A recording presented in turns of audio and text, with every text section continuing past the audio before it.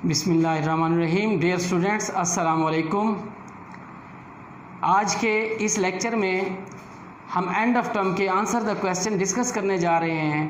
पिछले लेक्चर में हमने उस चैप्टर पे बात की थी, अब इसके आंसर क्वेश्चन पे बात करते हैं। पहला क्वेश्चन है what was the dashes attitude, के डैशेस का क्या रवैया था टुवर्ड्स द वीकेंड, वो हफ्ते के इख्तिताम के करीब एज अ स्कूल बॉय, जब वो स्कूल का तालिब इल्म था तो वीकेंड के बारे में उसका रवैया कैसा था। Why did he long for it, और वो उसकी ख्वाहिश क्यों करता था।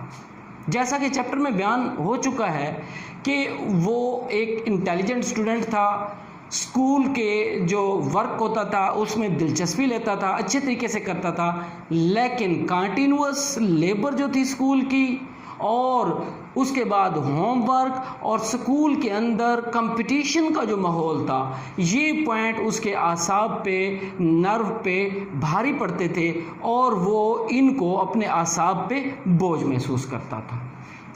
इसलिए वो ख्वाहिश करता था कि वीकेंड आए ताकि उसे रिलैक्सेशन मिले।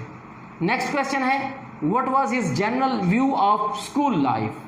ये पहले क्वेश्चन से मिलता जुलता है कि स्कूल लाइफ के बारे में उसका अमूमी रवैया क्या था। डेविड डैशेस का स्कूल लाइफ को वो एंजॉय करता था, वो स्कूल का जो वर्क होता था उसमें भी दिलचस्पी लेता था, उसको लेसन्स में टेस्ट मिलता था, लेकिन इस तमाम के बावजूद फिर वही बात है कि वो स्कूल का जो भरमार थी काम की और इसके साथ साथ कंपटीशन स्टूडेंट्स का और इसके अलावा जो था कंपटीशन स्टूडेंट्स का बोझ बनता था उसके लिए, और मुसलसल काम, मुसलसल स्कूल जाना जिससे वो थक जाता था।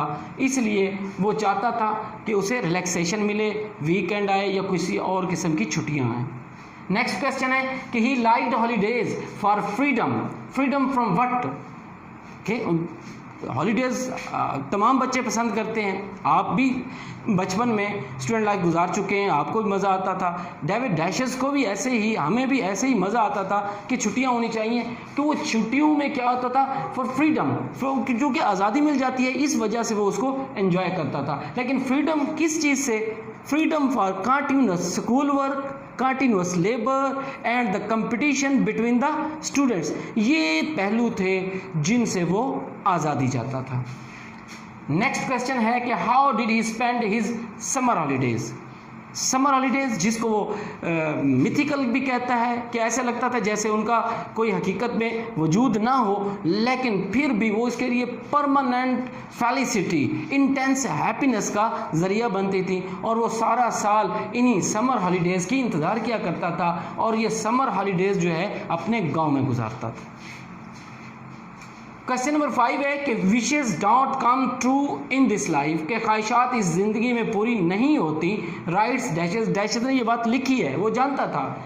What are the things he longed for, वो कौन सी चीज़ें थीं जिनके लिए वो तमन्ना करता था, ख्वाहिश करता था, but could not have, लेकिन वो हासिल नहीं कर सका। पहले आपसे डिस्कस हो चुका है कि बचपन में उसकी शदीद ख्वाहिश थी कि ट्राइसिकल मिले, फिर बड़ा हो गया तो बाइसिकल। ट्राइसिकल उसके पेरेंट्स अफोर्ड नहीं करते थे, वो नहीं ले सका, बाइसिकल भी अफोर्ड नहीं करते थे। वो उसने 21 साल की उम्र में एडनबर्ग यूनिवर्सिटी में प्राइज़ मनी जो ली थी उससे फिर ली। इसके अलावा वो कहता है कि स्वीट शॉप्स के बाहर खड़े होकर थोड़ी सी स्वीट्स के लिए इंतज़ार करना, और आइसक्रीम बैरों के बाहर खड़े होकर आइसक्रीम के स्लाइडर और कॉर्नेट की इंतज़ार करना कि फ्री ऑफ कॉस्ट मिल जाए, लेकिन ये ख्वाहिशें उसकी कभी भी पूरी नहीं हुई थी। नेक्स्ट क्वेश्चन है कि what did he do with his pocket money. ये लास्ट क्वेश्चन है कि वो अपने पॉकेट मनी से क्या करता था।